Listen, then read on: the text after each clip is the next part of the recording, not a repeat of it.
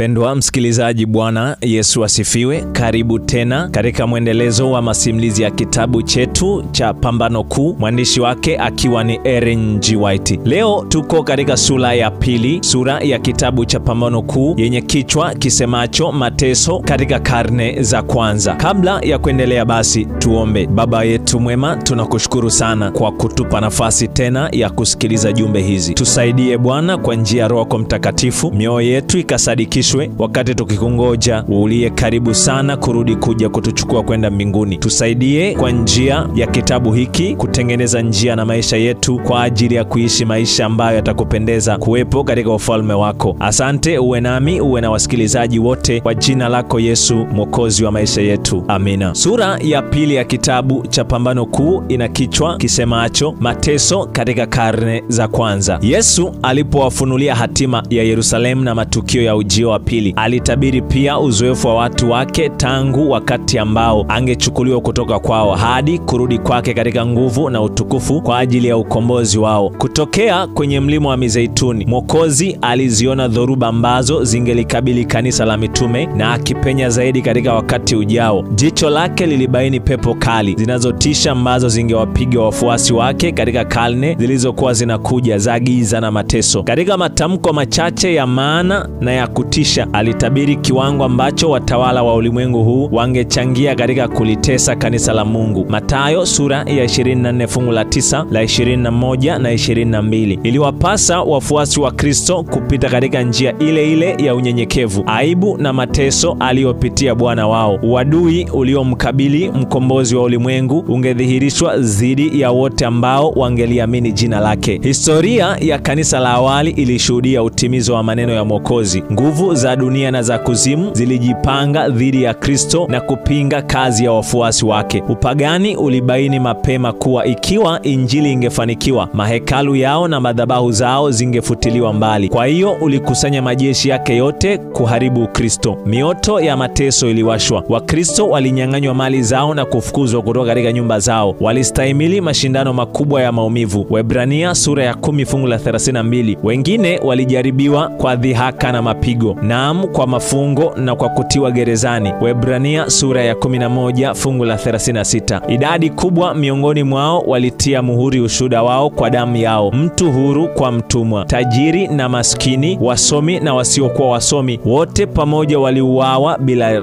rehema. Mateso haya yakianzia chini ya Nero karibu na wakati wa kuuawa kwa Paulo, yaliendelea kwa kiwango kikubwa au kidogo kwa karne kadhaa. Wakristo walishtakiwa kwa uongo, wakihusishwa na uhalifu wa kutisha sana na kutangazwa kuwa chanzo cha majanga makubwa: njaa, magonjwa na matetemeko ya ardhi. Walipofanywa kuwa walengwa wa chuki, mashaka ya kila mtu, watoa taarifa walisimama tayari kwa ajili ya mapato. Kuwasaliti watu wasio na hatia walihukumiwa kama waathi dhidi ya dola, kama maadui wa dini na chukizo kwa jamii. Idadi kubwa miongoni mwao walitupwa kwa wanyama wakali na waliunguzwa moto katika viwanja vya maonesho. Baadhi walisurubishwa, wengine walifunikwa kwa ngozi za wanyamapori na kusukumiwa katika viwanja vya michezo ili waraluliwe na mbwa. Adhabu yao ilifanywa kuwa burudani katika sherehe za umma. Umati mkubwa wa watu ulihudhuria kufurahia mateso yao, na watazamaji waliangua vicheko na nderemo walipowaona wahanga wa mateso wakifa kwa uchungu mkubwa. Popote walipotafuta makimbilio, hawa wafuasi wa Kristo walisakwa kama wanyama wa mawindo. Walilazimika kujificha katika maeneo ya ukiwa na upweke. Walikuwa wahitaji, wakiteswa, wakitendwa mabaya, watu ambao ulimwengu haukustahili kuwa nao. Walikuwa wakizunguka katika nyika na katika milima na katika mapango na katika mashimo ya nchi. Aya ya 37 na 38. Mapango yalitumiwa na maelfu kama maficho. Chini ya milima nje ya mji wa Rumi, mahandaki marefu yalikuwa yamechorongwa katika ardhi na miamba. Mtandao wenye giza na tata wa njia za mahandaki ulienea umbali wa maili kadhaa mbali na kuta za mji. Katika maficho haya ya chini ya ardhi, wafuasi wa Kristo waliwazika wenzao waliokufa, na hapa pia waliposhukiwa na kupigwa marufuku, walikuja kuishi hapa kama nyumbani kwao. Wakati mpaji wa uzima atakapowaamsha wale waliopigana vita vizuri, wafia dini wengi kwa ajili ya Kristo watatoka katika hayo mahandaki yenye giza. Katika mateso makali sana, hawa mashahidi wa Yesu waliihifadhi imani yao bila kuichafua. Pamoja na kuwa walinyang'anywa kila kila aina ya utulivu, wakiwa mahali pasipokuwa na mwanga wa jua, wakiishi gizani, lakini katika kifua cha ardhi hawakutamka neno lolote la lawama. Kwa maneno ya imani, uvumilivu na tumaini walitiana moyo kuvumilia umaskini na maumivu. Hasara ya baraka za duniani haikuweza kuwalazimisha kuikana imani yao kwa Kristo. Majaribu na mateso yalikuwa ngazi ya kuwaleta karibu zaidi na pumziko lao na zawadi yao. Kama watumishi wa zamani wa Mungu, wengi wao waliumizwa vibaya hata kuuawa, wasikubali ukombozi ili wapate ufufuo ulio bora. Aya ya 35. Haya yaliwakumbusha maneno ya Bwana wao kuwa wanapoteswa kwa ajili ya Kristo walipaswa kufurahia kwa furaha kuu, kwa kuwa thawabu yao ingekuwa kubwa mbinguni. Kwa kuwa ndivyo manabii walivyoteswa kabla yao, walifurahi kwa sababu waliwahesabia kustahimili mateso kwa ajili ya kweli. Na nyimbo za shangwe zilipanda juu kutoka katikati ya chakarika ya ndimi za moto. Wakitazama juu kwa imani, walimwona Kristo na malaika wakiwa wameinama juu ya kuta za mbinguni, wakiwaangalia kwa shauku kubwa na wakiafiki msimamo wao imara. Sauti iliwaijia kutoka katika kiti cha enzi cha Mungu, uwe mwaminifu hata kufa, nami nitakupa taji ya uzima. Ufunuo sura ya 2 fungu la 10. Ilikuwa juhudi za bure kwa shetani kujaribu kuliharibu kanisa la Kristo kwa nguvu. Pambano kuu ambamo wanafunzi wa Yesu walisalimisha maisha yao halikuisha wakati hawa wabeba bendera waaminifu walipofia kwenye lindo lao. Kwa kushindwa kwao walishinda. Watendakazi wa Mungu walichinjwa, lakini kazi yao ilisonga mbele daima. Injili iliendelea kusambaa na idadi ya wafuasi wake ilizidi kuongezeka. Ilipenya katika maeneo yaliyokuwa hayafikiwi na majeshi ya Kirumi. Mkristo mmoja alisema, akibishana na watawala wa kipagani waliokuwa wakihamasisha mateso ya Wakristo, mnaweza kutuua, kututesa, kutuhukumu. Uonevu wenu ni ushahidi kuwa sisi hatuna hatia, wala ukatili wenu hautawasaidia. Huu ulikuwa mwaliko wenye nguvu zaidi na kuwaleta wengine katika Ukristo. Kwa kadri mnavyotuchinja ndivyo idadi yetu inavyozidi kuongezeka. Damu ya Wakristo ni mbegu. Tertullian Apology paragrafu ya 50 kitabu hicho. Maelfu walifungwa na kuchinjwa, lakini wengine waliibuka na kujaza nafasi zao. Na wale waliouawa kwa ajili ya imani yao walikufa katika Kristo na kuhesabiwa kuwa washindi. Walipiga vita vizuri na wanatazamia kupokea taji ya utukufu wakati Kristo akija mara ya pili. Mateso walioyapata yaliwaleta karibu wao kwa wao, na wote kwa pamoja karibu na Mwokozi wao. Mfano wao wa maisha na ushuhuda wa kifo chao vilikuwa ushuhuda wa daima wa ukweli. Na wakati ulipotarajiwa kidogo sana, wafuasi wa shetani waliachana na utumishi wa shetani na kuja kutumika chini ya bendera ya Kristo. Shetani hivyo basi aliweka mipango kupigana vita kwa mafanikio zaidi dhidi ya serikali ya Mungu na kusimika bendera yake katika kanisa la Kikristo. Ikiwa wafuasi wa Kristo wangedanganywa na kuongozwa kumkosea Mungu, ndipo nguvu yao, ujasiri wao na uimara wao vingehafifishwa na wangekuwa mawindo rahisi ya shetani. Adui mkuu sasa alijielekeza kupata kwa njia ya udanganyifu alichoshindwa kukipata kwa nguvu. Mateso yalikoma na badala yake viliingizwa vishawishi vya hatari vya mafanikio ya muda na heshima ya dunia. Waabudu sanamu waliongozwa kupokea sehemu ya imani ya Kikristo huku wakitupilia mbali kweli zingine muhimu. Walidai kumkiri Yesu kuwa mwana wa Mungu na kuamini mauti na ufufuo wake, lakini hawakushawishika kuwa wenye dhambi wala kuhisi haja ya toba au ya badiliko la moyo. Kwa wao kupunguza mambo fulani katika imani zao, walipendekeza kuwa Wakristo nao wapunguze baadhi ya mambo ili wote waungane kwenye jukwaa la imani ya Kikristo. Sasa kanisa lilikuwa katika hatari ya kutisha. Gereza, maumivu, moto na upanga vilikuwa baraka ukilinganishwa na mwelekeo huu. Baadhi ya Wakristo walisimama imara wakisema kuwa wasingekubali kulegeza masharti. Baadhi yao waliungana na waliunga mkono wazo la kulegeza masharti au kurekebisha baadhi ya vipengele vya imani yao na kuungana na waliokubali sehemu ya Ukristo, wakidai kuwa kufanya hivyo kungekuwa njia ya uongofu wao kamili. Huo ulikuwa wakati wa kilio kikuu kwa wafuasi wa Kristo waaminifu katika vazi la Ukristo bandia. Shetani alikuwa akijipenyeza katika kanisa ili achafue imani yao na kugeuza akili zao kutoka kwenye neno la ukweli. Hatimaye Wakristo walio wengi walikubali kushusha viwango vyao na muungano uliundwa kati ya Ukristo na upagani. Ingawa waabudu sanamu walidai kuwa wameongoka na kujiunga na kanisa, bado waliendelea kung'ang'ania ibada zao za sanamu, wakibadilisha tu vitu vya kuabudu kuwa sanamu za Yesu, Mariamu na watakatifu. Chachu mbaya ya sanamu iliyoingizwa kanisani kwa njia hiyo iliendeleza kazi yake ya uharibifu. Mafundisho potofu, kaida za kishirikina na sherehe za ibada ya sanamu zilijumuishwa katika imani na ibada ya kanisa. Wafuasi wa Kristo walipoungana na waabudu sanamu, dini ya Kikristo ilinajisiwa na kanisa lilipoteza usafi na nguvu yake. Walikuwepo baadhi hata hivyo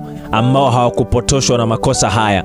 Bado walidumisha uaminifu wao kwa muasisi wa ukweli na walimwabudu Mungu pekee. Kumekuwepo daima matabaka mawili miongoni mwa watu wanaodai kuwa wafuasi wa Kristo. Wakati tabaka moja linajifunza maisha ya Mwokozi na kwa dhati hutafuta kusahihisha kasoro zao na kufuata mfano wa Kristo, tabaka jingine hujiepusha na ukweli wa wazi unaohusu maisha ya kila siku ambao hufunua dosari zao. Hata wakati wa usafi wake wa juu kabisa, kanisa halikuundwa na watu ambao wote ni wa kweli, safi na wa dhati. Mwokozi wetu alitufundisha kuwa wale ambao kwa kuchagua waliendekeza dhambi hawakupaswa kupokelewa ndani ya kanisa, lakini alijihusisha na watu waliokuwa na kasoro katika tabia na aliwapa msaada wa mafundisho na mfano wake ili wapate fursa ya kuona kasoro zao na kuzisahihisha. Miongoni mwa wale 12 alikuwemo msaliti. Yuda alipokelewa sio kwa sababu ya dosari zake za tabia, bali alipokelewa pamoja na kwamba alikuwa nazo. Aliunganishwa na wanafunzi ili kwa njia ya mafundisho ya mfano wa Kristo aweze kujifunza mambo yanayounda tabia ya Kikristo na hivyo aweze kuongozwa kuona dosari zake, atubu na kwa msaada wa neema ya Mungu asafishe roho yake kwa kuitii kweli. Lakini Yuda hakutembea katika nuru ambayo kwa neema ya Mungu iliruhusiwa imwangazie. Kwa kuendekeza dhambi aliyaalika majaribu ya Shetani. Mazoea mabaya ya tabia yaliruhusiwa kutawala. Alisalimisha akili yake chini ya utawala wa nguvu za giza. Alikasirika wakati makosa yake yalipokemewa na hivyo aliongozwa kutenda uhalifu wa kutisha wa kumsaliti Bwana wake. Kadhalika watu wote wanaolea uovu chini ya mwavuli wa utaua huwachukia wale wanaosumbua amani yao kwa kukemea njia yao ya dhambi. Fursa inayofaa ikijitokeza kama Yuda, wanawasaliti wale ambao kwa faida yao wanajaribu kuwakosoa. Mitume walikutana na watu kanisani waliodai kuwa wacha Mungu, wakati kwa siri walilea uovu. Anania na Safira walisema uongo wakijifanya kuwa wametoa vyote kwa Mungu, wakati kwa uchoyo walizuia sehemu kwa ajili yao wenyewe. Roho wa ukweli aliwafunuliwa mitume tabia halisi ya hawa wanaojifanya, na hukumu za Mungu zilifuta doa hili la uchafu kutoka katika kanisa lililokuwa safi. Ushuhuda huu wa wazi wa utambuzi wa Roho wa Kristo katika kanisa ulikuwa ni tishio kwa wanafiki na watenda maovu. Wasingedumu kushikamana kwa muda mrefu na wale ambao kwa tabia na mwenendo walikuwa wawakilishi wa kudumu wa Kristo. Na majaribu na mateso yalipowajia wafuasi wake, wale tu ambao walikuwa tayari kuacha kila kitu kwa ajili ya ukweli ndio waliobaki kuwa wanafunzi wake. Kwa hiyo kwa kadri mateso yalivyoendelea kuwepo, kanisa lilibaki kwa kiasi kikubwa likiwa safi. Lakini mateso yalipokoma, waongofu waliongezeka ambao baadhi yao hawakuwa waliojitoa kikamilifu, na njia ilifunguliwa kwa Shetani kukita mizizi ndani ya kanisa. Lakini hakuna muungano kati ya mfalme wa nuru na mfalme wa giza, na haiwezekani kukawepo muungano kati ya wafuasi wao. Wakristo walipokubali kuungana na wale waliokuwa wameongoka nusu katika upagani, walifuata njia ambayo iliwapeleka mbali na ukweli zaidi na zaidi. Shetani alifurahia kwa kufanikiwa kudanganya idadi kubwa ya wafuasi wa Kristo. Ndipo alipotumia nguvu zake zaidi kuwabana hawa na kuwafanya wawatese waliobaki wakiwa waaminifu kwa Mungu. Hakuna aliyejua vizuri zaidi kupinga imani ya kweli ya Kikristo kuliko wale ambao awali walikuwa watetezi wake. Na hawa Wakristo waasi wakiungana na wenzao ambao ni nusu wapagani, walielekeza vita yao dhidi ya vipengele muhimu sana vya mafundisho ya Kristo. Ilihitaji jitihada kubwa sana kwa wale ambao wangekuwa waaminifu kusimama imara dhidi ya udanganyifu na machukizo yaliyofichwa katika mavazi ya kikuhani na kuingizwa katika kanisa. Biblia haikukubaliwa kama kiwango cha imani. Fundisho la uhuru wa dini liliitwa fundisho la uongo, na waliolitetea walichukiwa na kutengwa. Baada ya pambano la muda mrefu na kali, waaminifu wachache waliamua kuvunja uhusiano na kanisa lililoasi ikiwa lingeendelea kukataa kukumbatia uongo na ibada ya sanamu. Waliona kuwa kujitenga lilikuwa swala lisiloepukika ili waweze kutii neno la Mungu. Wasingeweza kuvumilia makosa ambayo yaliua roho roho zao na kuonyesha mfano ambao ungehatarisha imani ya watoto na wajukuu wao. Ili kupata amani na umoja, walikuwa tayari kufanya jambo lolote ambalo lilikubaliana na uaminifu kwa Mungu. Lakini waliamini kuwa amani isingeweza kununuliwa kwa kuvunja kanuni. Ikiwa umoja ulimaanisha kulegeza masharti ya ukweli na utakatifu, ni afadhali kuwepo tofauti na hata vita. Ingekuwa vema kwa kanisa na ulimwengu ikiwa kanuni zilizowaongoza watu wale wenye msimamo zingeamshwa katika mioyo ya watu wanaodai kuwa watu wa Mungu. Kuna usingizi wa kutisha kuhusiana na mafundisho ambazo ni nguzo za imani ya Kikristo. Maoni yalikuwa yakizidi kupata nguvu kuwa hata hivyo hata sio ya muhimu sana. Uozo huu unaoimarisha zaidi mikono ya mawakala wa shetani, yaani nadharia potofu na uongo unaofisha, ambao ulihatarisha maisha ya waaminifu walioupinga na kuufunua katika zama zilizopita, sasa unakubaliwa na maelfu ya watu wanaodai kuwa wafuasi wa Kristo. Wakristo wa awali walikuwa kweli watu wa pekee sana. Tabia zao zisizo na doa na imani yao isiyoyumba vilikuwa ni kemeo la daima lilosumbua amani ya mwenye dhambi. Japokuwa walikuwa wachache kwa idadi, bila mali, cheo au majina yenye heshima, walikuwa tishio kwa waovu ambao popote ambapo tabia na mafundisho yao vilijulikana. Kwa hiyo walichukiwa na watu waovu, sawa na jinsi Habili alivyochukiwa na Kaini mwovu, kwa sababu ile ile ambayo kwao Kaini alimuua Habili. Waliotupilia mbali udhibiti wa Roho Mtakatifu waliwaua watu wa Mungu. Ilikuwa ni kwa sababu hiyo hiyo Wayahudi walimkataa na kumsulubisha Mwokozi, kwa sababu usafi na utakatifu wa tabia yake ulikuwa kemeo la kudumu kwa uchoyo na ufisadi wao. Tangu siku za Kristo mpaka sasa, wanafunzi wake waaminifu wameamsha chuki na upinzani wa wale wanaopenda na kufuata njia za dhambi. Hivyo basi, ni kwa jinsi gani Injili inaweza kuitwa ujumbe wa amani? Isaya alipotabiri juu ya kuzaliwa kwa Masihi, alimpa jina mfalme wa amani. Wakati malaika walipowatangazia wachungaji kuwa Kristo amezaliwa, waliimba juu ya mbuga za Bethlehemu, atukuzwe Mungu juu mbinguni na duniani iwe amani kwa watu aliowaridhia. Luka sura ya 2 fungu la 14. Kama vile kuna hali ya kukinzana kati ya matamko ya unabii na maneno ya Kristo, sikuja kuleta amani bali upanga. Mathayo sura ya 10 fungu la 34. Lakini zikieleweka vizuri, aya hizo mbili zinapatana kabisa. Injili ni ujumbe wa amani. Ukristo ni mfumo ambao ukipokelewa na kutiiwa unaweza kueneza amani, mapatano na furaha duniani. Dini ya Kristo inawaunganisha wote wanaoyapokea mafundisho yake na kuwafanya kuwa ndugu wa karibu. Ilikuwa utume wa Yesu kuwapatanisha wanadamu na Mungu, na hivyo kumpatanisha mwanadamu na mwenzake. Lakini sehemu kubwa ya ulimwengu iko chini ya utawala wa Shetani, adui mkuu wa Kristo. Injili inawasilisha kwao kanuni za maisha ambazo zinakinzana na mazoea na shauku zao, na wanainuka dhidi yake. Wanachukia usafi unaofunua na kuhukumu dhambi zao, na wanatesa na kuwaharibu wale wanaotetea madai yake halali na matakatifu. Ni kwa maana hii, kwa sababu ya ukweli wake ulio juu, Injili inasababisha chuki na migogoro. Ndio maana Injili inaitwa upanga. Hekima ya Mungu isiyokuwa na maelezo, inayoruhusu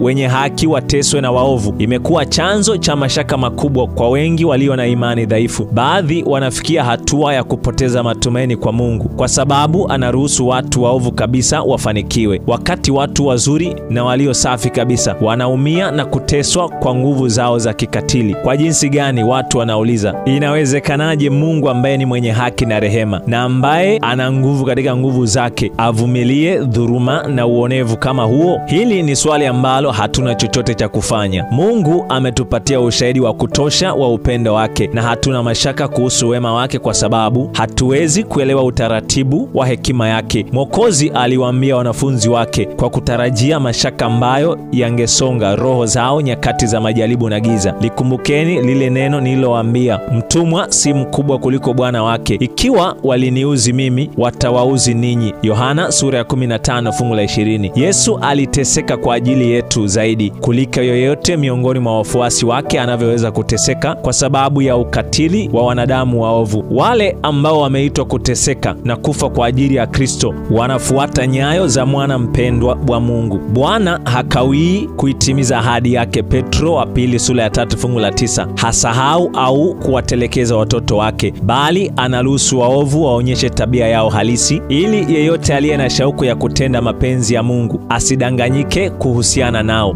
Kadhalika wenye haki wanawekwa katika tanuru ya mateso ili watakaswe, ili kwamba mfano wao uwashawishi wengine kuhusiana na uhalisia wa imani na utauwa, na ili kwamba mwenendo wao usioyumba uwahukumu wasiomcha Mungu na wasioamini. Mungu anaruhusu watu waovu wafanikiwe na wadhihirishe uadui wao dhidi yake, ili wakati watakapokuwa wamejaa kipimo cha uovu wao, watu wote waweze kuona haki na rehema yake wakati anapowaangamiza kabisa. Siku ya kisasi chake inakuja upesi, wakati wale wote ambao wamevunja sheria yake na kuwakandamiza watu wake watapokea zawadi stahiki ya matendo yao, wakati kila tendo la ukatili na uonevu kwa waaminifu wa Mungu litaadhibiwa kana kwamba ni Kristo mwenyewe aliyetendewa. Kuna swali lingine muhimu ambalo lapaswa kujibiwa na makanisa ya leo. Mtume Paulo alisema, na wote wapendao kuishi maisha ya utauwa katika Kristo wataudhiwa. Timotheo wa pili sura ya 3 fungu la 12. Kwa nini sasa mateso yanaonekana kwa kiasi kikubwa kusinzia? Sababu pekee ni kuwa kanisa limekubaliana na kiwango cha dunia, na kwa hiyo haliamshi upinzani. Dini ambayo ipo katika siku zetu haina tabia iliyo safi na takatifu kama dini ya siku za Kristo na mitume. Ni kwa sababu tu ya roho ya mapatano na dhambi. Ni kwa sababu kweli kuu za neno la Mungu hazitiliwi maanani ipasavyo. Ni kwa sababu kuna utauwa kidogo katika kanisa. Ni kana kwamba Ukristo unapendwa na ulimwengu. Hebu na kuwepo uamsho wa imani na nguvu ya kanisa la awali, na roho ya mateso itaamshwa na mioto ya mateso makali itawashwa upya. Mpendwa msikilizaji, tunafikia hitimisho la mwendelezo wetu wa kitabu hiki cha Pambano Kuu sura ya 2. Niendelee kukualika na kukukaribisha katika sura ya 3 inayofuatia ya kitabu hiki cha Pambano Kuu. Mungu aendelee kukubariki unavyoendelea kuwa msikiaji mwema. Baraka zake na neema zake na zikufunike tangu sasa na hata wakati utakapokutana tena, katika jina la Yesu Kristo, Bwana aliye mwema na mwaminifu. Amen.